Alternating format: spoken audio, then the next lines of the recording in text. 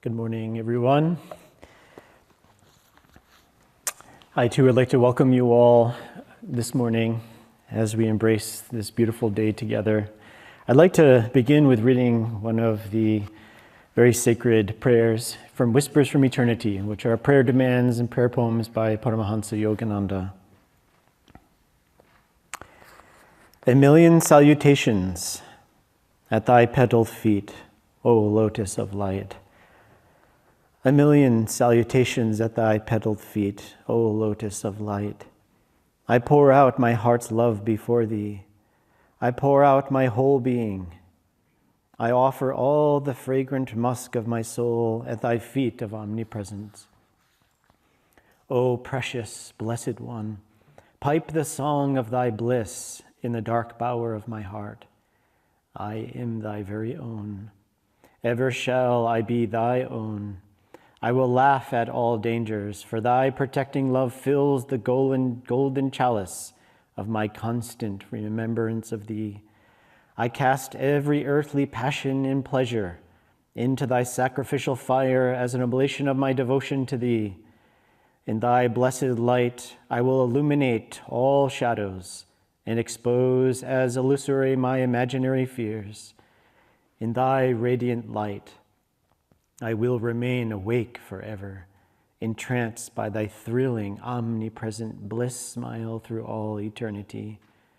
May thy love shine forever on the sanctuary of my devotion, and may I be able to awaken thy love in all hearts.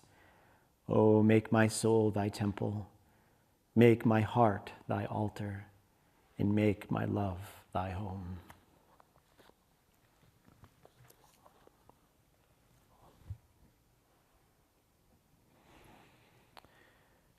So, of today's topic, I wanted to begin with sharing a story that our guru used to tell. He would tell this story of this very highly advanced musician in India. And he, of course, many students sought him out to learn from him. And so these two boys came to this musician and said, "We want to learn how to play this music as well as you play. How much does it cost?" And so the musician said, "Let me ask you a question." He asked the first boy, he said, "Have you studied before? Have you studied anything before with music?" And the boy said, "No, sir, I haven't. And he said, "Okay, $10 for lessons." So the second boy, he asked him, he said the same question. The teacher said, "Have you studied anything? Have you studied music at all?" And the boy, with a sense of pride, said, "Oh, yes, I've studied many different teachers and different teachings for some time now." And he said, "Okay, $20 for you." And the boy said, "What?" "Please explain." And so the musician said, $10 for me to teach you these teachings, and then $10 to help you unlearn that which you've learned before. And I thought this was, of course, a very good example. Thank God that the guru doesn't charge us for his guidance and his teachings. But, Master said that we shouldn't unlearn all of those things that have helped us to align our lives, to attune our lives to God. But he said that we must unlearn the prejudices that have saturated our many theories and many thoughts that we've had. That he said that we have to amputate those prejudices from our mind in order for us to find that final freedom, that final fulfillment, in that clarity of truth that we're all seeking. And so it reminds me of a funny joke where, why didn't the scarecrow choose to learn more? It's because he was already outstanding in his field. So this process of, the process of unlearning, I think when we're very young, we go to school, our teachers, our parents, everyone wants to teach us to learn new things, and that's a good thing. But on the other side, we're not really taught how do we unlearn things. So I wanted to share a story that many of us have heard this many times, but it's a very important story to remember. In fact, I think it's one of the most important stories. And Master used to tell it with a lot of energy and lots of joy. And so there's a story of this mother lion with her tiny cub. And she was grazing in the field one day, and she began to become very excited because she saw a flock of sheep nearby and was hungry. So she leaped for joy toward the sheep, and as a result, the tiny little lion cub fell and was lost. So finally, at the end of that day, the little lion cub found himself near this flock of sheep. And he was a young lion, and he was very happy to be surrounded and around other beings. And so this little lion cub started to spend his days with the sheep. He was bleeping with the sheep, grazing with the sheep. He was sleeping and all of these things. And he felt, of course, very comfortable in his life. And many years had passed until one day this very large lion came upon the flock. And all of the sheep started to flee, as well as this little lion cub. And the big lion was very confused. Why is that lion, full-grown lion, running away from me? And more important, why is he running with a flock of sheep? And so he caught up to the lion and caught him. And the lion cub that was a part of the flock, as he's now a full-grown lion, he said, "Oh, please, bleep, bleep, bleep. Don't hurt me, don't hurt me. I'm just a little sheep, bleep, bleep, bleep." And he said, "What are you talking about? You're not a sheep. You're a lion." And he said, "No, please, please don't hurt me." And he said, "Come with me." So he brought the sheep to the water side, where he said, look at your reflection. And so this little lion looked into the water and saw his reflection. And at first he was scared, because of course he saw this sheep, not a sheep, he saw a lion. And so seeing this, he began to understood. He understood, I'm not a sheep. And so this other larger lion put out this loud roar, and he told the other lion, "Roar like me," and the lion finally roared. And Master used to tell this story, and in fact, at the end of telling this story, there was one recording of Master that he would have the audience. He would tell everyone with lots of energy, "I am a lion, I roar." And he would, people would say, "I am a lion, I roar." He said, "Louder, I am a lion, I roar." And I love that, because what this story represents, of course, is this misunderstanding of who and what we really are, that divinity that lives within us, of we are Sat Chit Ananda, ever existing, ever conscious, ever new bliss. And so the Guru comes to remind us of who and what we are, and how we get there, of course, is through the ability to look at that perfect reflection of that divinity, of that true essence of our being, that reflection of the soul, which can only come when the mind is still, when the heart is centered and expanded. And in that deep stillness, in meditation, we behold that perfect reflection. It comes naturally. We don't have to try to create anything. It's already there. And we have to put out that dynamic energy that Master, especially when he had the audience, "I am a lion, I roar." I woke up this morning at 5 a.m. and I thought, I don't want to get up.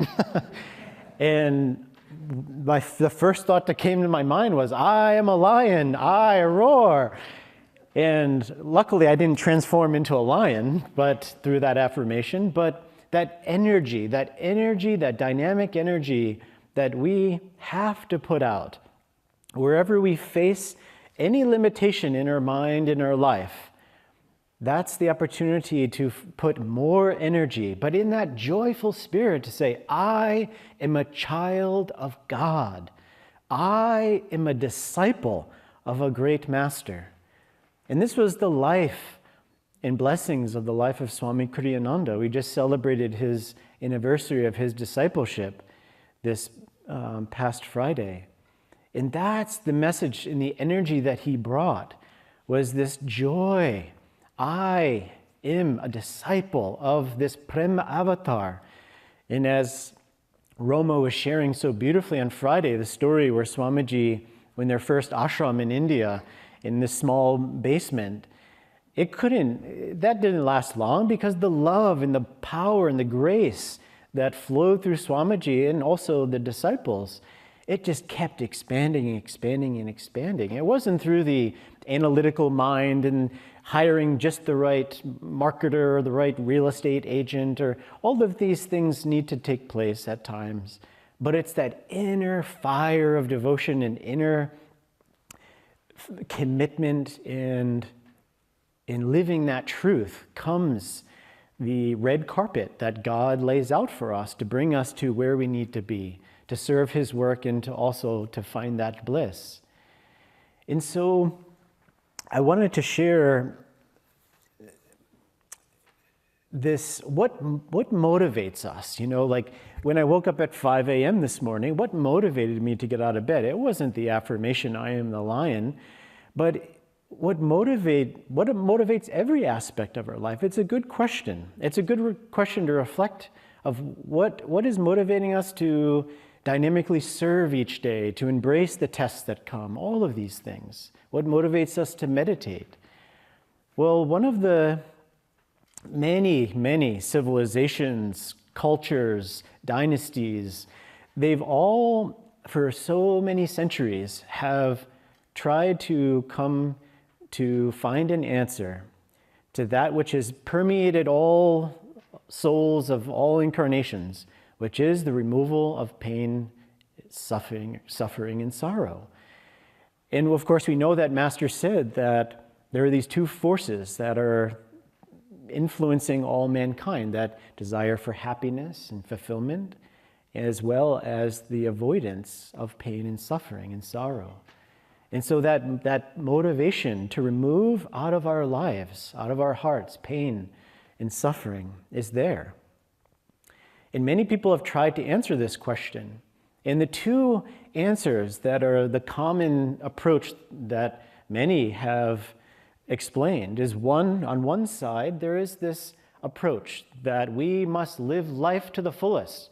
We must care for our families. We must live a balanced life that is disciplined, that is modest, that is one that we care for others. And as long as we're acting in that way, it's like we're making a deposit in our bank account, our karma bank.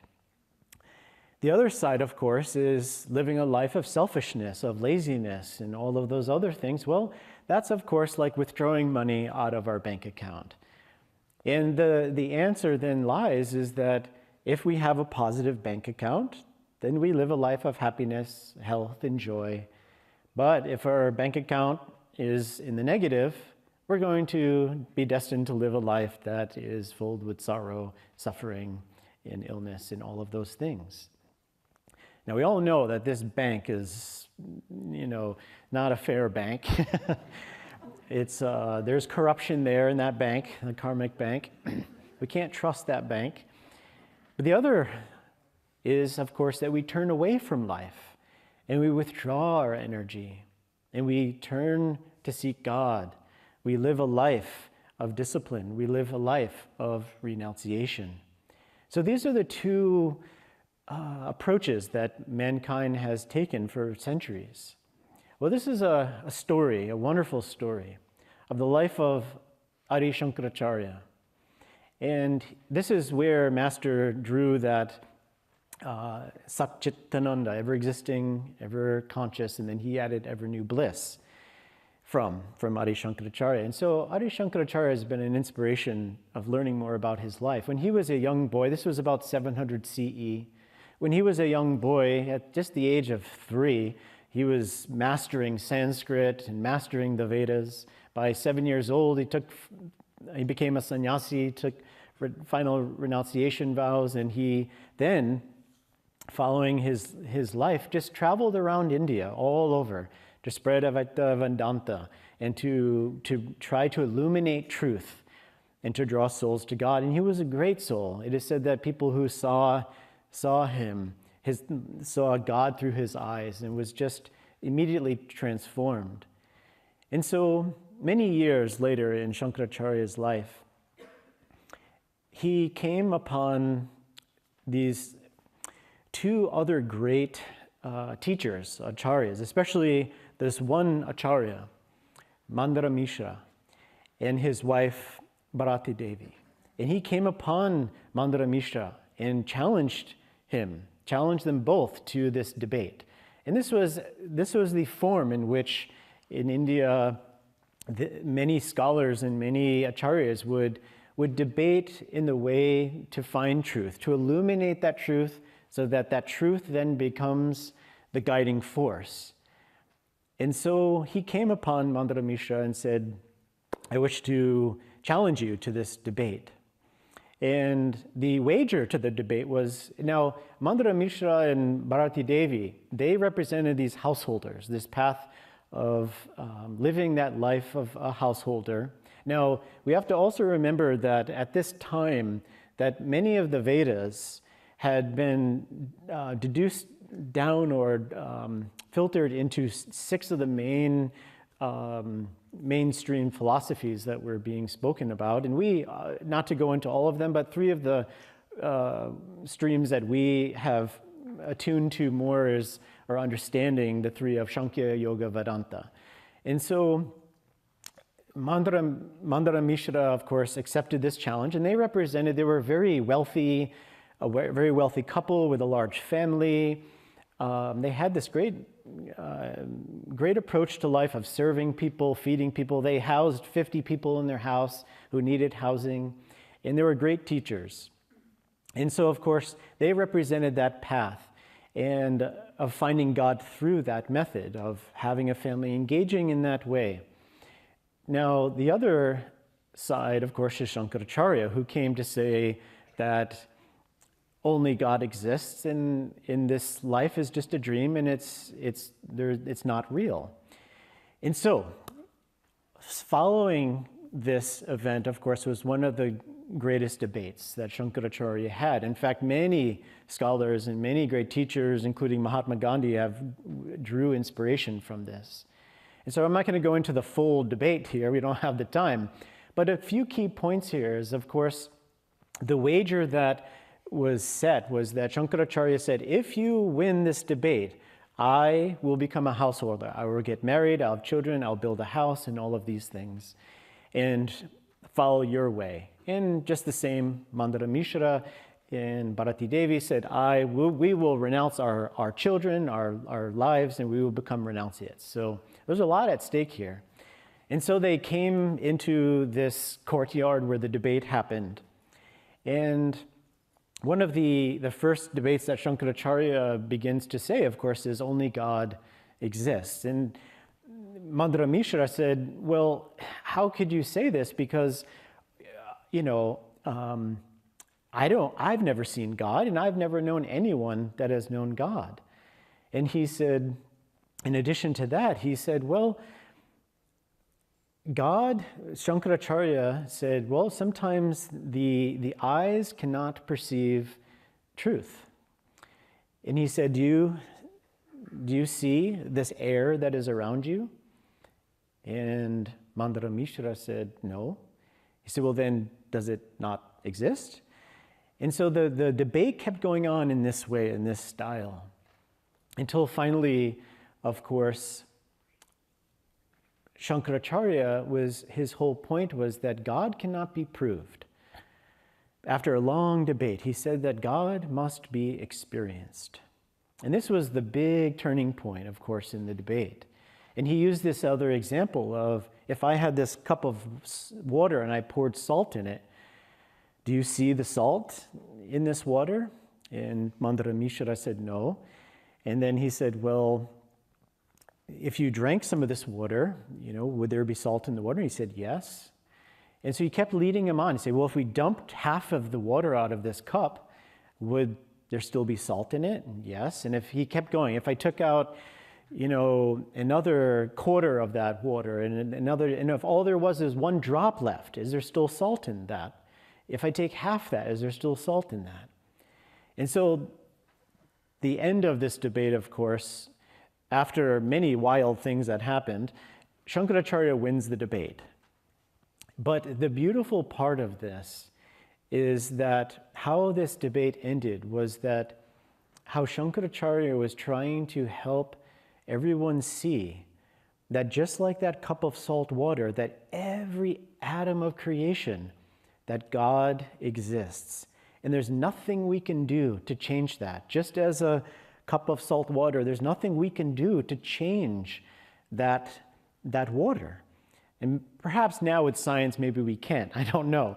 But that point is that in our lives, we're all being called to reassess our approach toward every aspect of our life, as well as our own inner relationship, that we seek that presence of the divine in everything. The problem that we come across is that we, like Mandara Mishra, may say, well, I don't see God, especially if we have a challenging day and we have perhaps a job that is causing us stress and sorrow, and our children are yelling and screaming, whatever it is, that even there is God, and that's what's calling us. The beautiful thing that we also have, that through Yogananda's grace, Swami Kriyananda brought the Naya Swami order, which we're invited to live a life in truth, regardless if we're householders, if we're monks. It doesn't matter the circumstances in our life.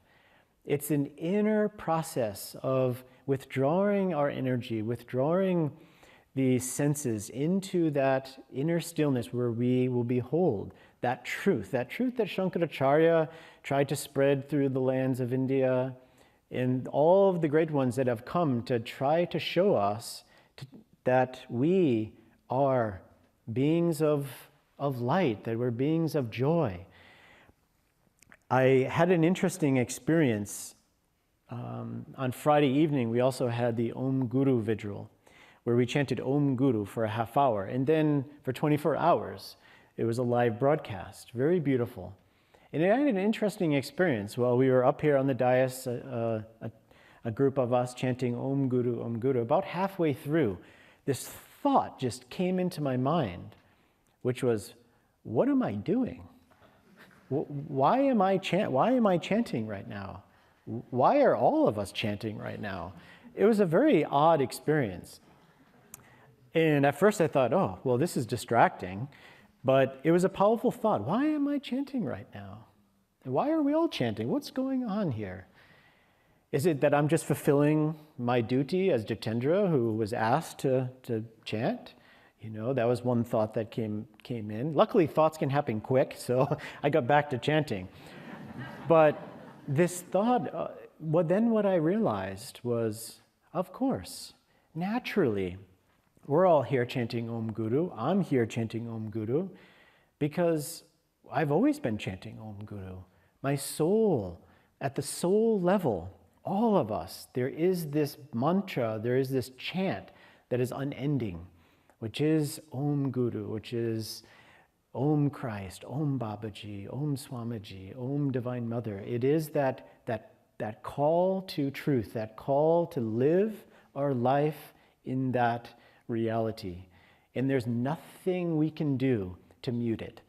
And that is going to lead us to chant Om Guru for 24 hours. It's going to lead us to deeper meditation. It's going to lead us into deeper experiences. All we have to do is listen and still the static of the mind and opening the heart. And we can trust that that grace of the Guru, the grace of God, is going to guide us home. I wanted to close with this beautiful reading from How You Can Talk with God. So let's close our eyes.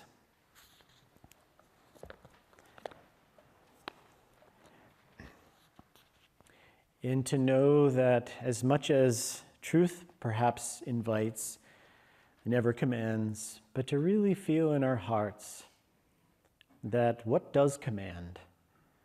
It is love. It is that soul call that's going, and the more we allow that command to guide our lives, the more we'll find freedom. And so with that spirit, let's listen to these words from our Guru. This is entitled, My Prisoner. Long didst thou hide beneath the static of my restless thoughts. Long didst thou flee in the chambers of eerie ether.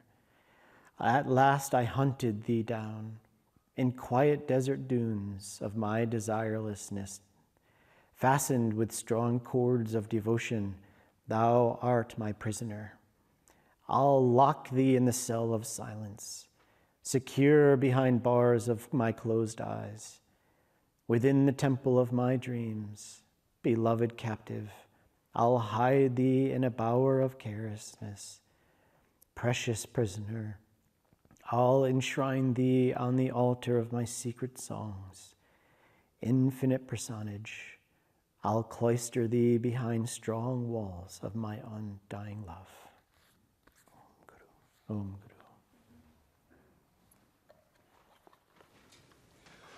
Lord Most High, our Heavenly Father, all our lives we dedicate to Thee.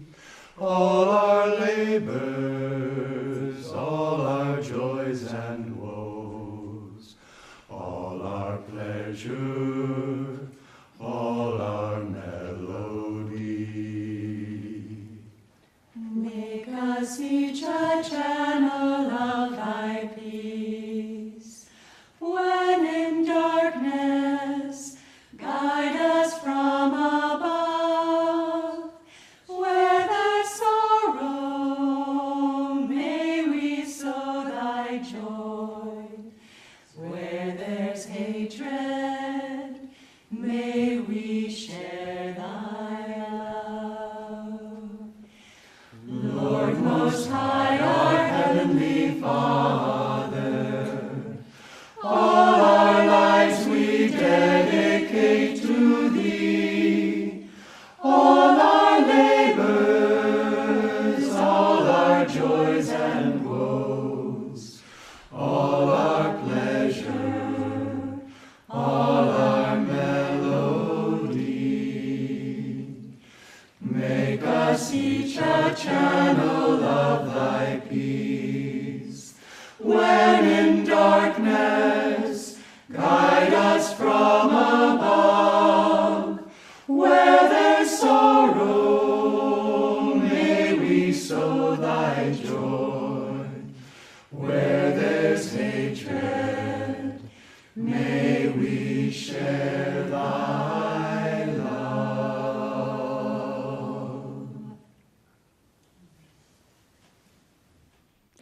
I'm going to play the first movement of a sonata that Swami Kriyananda wrote. The sonata is called The Divine Romance. And the first movement, he wrote some words to introduce it. He said, this is God's call to the soul. Forsake your delusions, seek me. And of course, you'll recognize this because later on, Swami wrote this as a song that singers could sing.